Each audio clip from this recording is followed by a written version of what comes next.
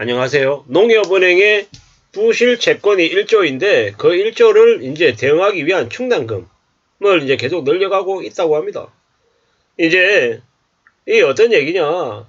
5대 주요 은행들은 앞으로 벌어질 부동산 PF 리스크나 아니면 각종 그 리스크에 대비하는 충당금을 어마무시하게 2024년에 적립할 것이다 라고 보면 맞을 것 같습니다.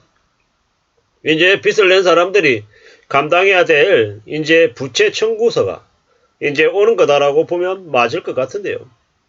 이제 꽤 충격적인 일들이 벌어진다라고 합니다. 올해 1일부터 경기대응 완충자금 적립하고 또 여러 가지로 이제 금융당국이 그 주요 은행들에 대해서 추가적인 충당금 요구도 할 수 있다고 하네요. 결국은 5대 주요 은행들 외에 나머지 이제 금융권이라고 하는 곳 제2금융권들 상호저축은행 그리고 새마을금고 단위농협 수협 축협 이런 곳이 어떻게 될지 우리는 숨죽이고 지켜봐야 될 것 같습니다. 상당수가 무너질 수 있다라고 보면 맞겠습니다. 정권사도 마찬가지고요. 이러한 상황에 이제 희한하게도 아이러니하게도 부실채권이 제일 많다라고 얘기하는 전년 대비 66%가 늘어났다라고 하는 농협은행이 오히려 충당금을 더 많이 축적해서 리스크를 대비할 수 있는 그런 가장 괜찮은 상황까지 이제 되고 있다라고 이렇게 얘기합니다. 참 황당하기도 하고 참 놀랍기도 하고 이걸 어떻게 좀 봐야 될까라는 생각들이 많이 들죠. 저 농협이라고 하는 곳에 농협은행의 사례를 이제 뉴스가 이야기하지만 우리는 농협은행의 사례를 넘어서 이제 또 여러 가지 면에서 이제 저런 것들이 우리의 실생활에 어떻게 적용될지를 좀 고려해보고 생각해볼 필요가 있을 것 같습니다. 앞으로 우리가 맡게 될 사항들은 좀 예전하고 많이 다를 것 같다라는 겁니다. 많이 달라서 좀 더 주의하고 정신 차리고 좀 더 신경 쓰면서 살아가야 될 것 같습니다. 사는 게 쉽지 않습니다. 너무 수월하게 만만하게 돈 빌려서 그냥 지내다 보면 나중에 집값도 올라가가지고 빚낸 것들 다 커버하고 다 수월하게 살 수 있는데 이렇게 생각하는 이들이 너무 많았고요. 기존에 이제 앞으로는요 그러한 착각들이 환상이었으니 이제 서서히 드러난다라고 보면 맞겠습니다. 꽤 무서운 생각들이 이제 많아지겠죠. 극단적인 선택 같은 것들 말입니다. 세상이 이제 점점 더 무서워집니다. 저렇게 은행들이 너 이제 이자 더 내 일부 갚아 이러면은 괜찮겠냐고요. 견딜 수 있겠냐고요. 못 견딜 겁니다. 상당수가 불편하지만 한강으로 가려고 할 수도 있겠다라는 겁니다. 어쩌다가 이 지경까지 왔나.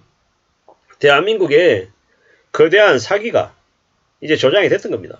문재인 정부 때 지금 정부 할 거 없이 말입니다.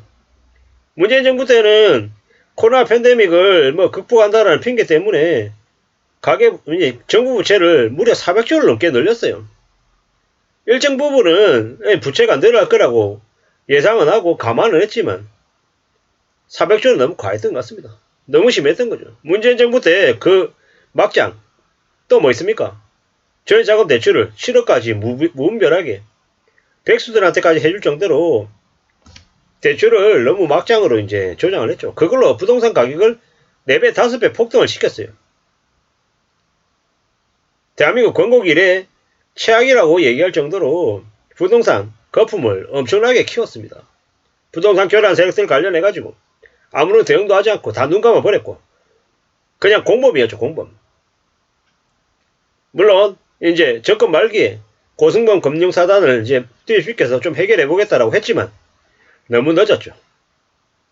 그리고 윤석열 정부로 넘어오면서 이제 대놓고 이제 대기업, 재벌들, 다주택자들 세금 깎아주고 이래저래 하면서 세수 부족하게 만들고 또 이제 자기네들 정권 이제 사수하겠다고 너무 이제 아무 생각 없이 무책임하게 이제 해왔던 거죠. 이제 그래왔던 윤석열 정부조차도 이제 경기대응 완충자본 적립 그리고 주요 은행들에게 충당금 적립 요구하는 것들은 안 할 수 없다라는 겁니다. 근데 이제 이게 좀 너무 늦다라는 것과 뭐 DSR 적용하는 것 관련해서도 좀 예외가 너무 많다 보니까 좀 우려스럽다라는 겁니다. 나름 그래도 잘 이제 늦었지만 그래도 어떤 식으로든 대응하려고 하는 저런 모습들 관련해서는 우리가 받아들여야 될 것 같은데 앞으로 얼마나 잔인하고 충격적이고 놀라운 일들이 벌어질까 생각하면 좀 겁이 많은 게 사실입니다. 저는 이제 소시민이고 빚이 없어요. 뭐 가진 자산도 별로 없지만 그만큼 또 빚도 없다라는 겁니다. 그리고 현재 그래도 감사하게도 직장 생활을 계속하고 있고 뭐 만족할 만큼은 아니지만 그래도 월급을 받고 살고 있죠. 비록 외벌이의 4인 가족의 가장이긴 하지만 뭐 그래도 먹고 가족들하고 뭐 움직이고 이래저래 하면서 살고 있단 말입니다. 물론 넉넉하지도 않고 모자라지만 그나마 제가 담배 피지 않고 술 마시지 않고 뭐 이래저래 제 개인적인 취미활동 뭐 거의 뭐 뭘 하고 있나 라는 생각 들 정도로 뭐 그렇게 지내고 있고 제 와이프도 마찬가지고 그러다 보니까 애들 키우는데 이제 온전히 돈을 쓰면서 살아가고 있단 말입니다. 근데 이것 또한 그래도 다행히 빚이 없기 때문에 이렇게 살아가고 있는 건데 뭐 빚을 지고 무리하게 집을 사고 뭐 둘째 셋째 가지고 있는 이들은 어떻게 될까? 과연 자기네 삶을 잘 지켜가면서 지낼 수 있을까라는 의구심이 사실 들죠.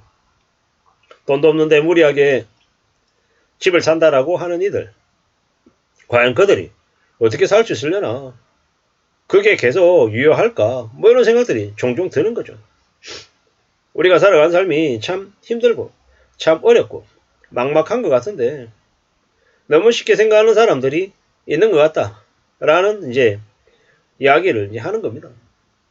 사는 게 참 힘든데 참 어려운데 너무 쉽게 생각하면 안 되겠다라는 거. 함부로 욕심부리고 이러면 안 된다라는 생각들도 더더욱 하게 되는 겁니다. 앞으로 우리의 삶이 저렇게 농협은행이 충당금을 엄청나게 쌓아야 된다라는 걸 우리는 그냥 그런가 보다라고 생각해야 될 게 아니라 은행들이 자기들한테 닥쳐올 쓰나미를 대비하기 위해서 정말로 안간힘을 쓰고 있구나 라고 생각해야 됩니다. 잘 생각해 볼 필요가 있습니다. 이게 뭔가 싶은 거죠. 5대 은행의 고정이하 여신. 고정이하 여신이 뭡니까? 이제 부실이죠, 부실. 연체된 거죠, 연체. 3개월 넘게 연체된 대출을 이제 고정이하 여신이랍니다. 이제 연체가 엄청나게 늘었죠.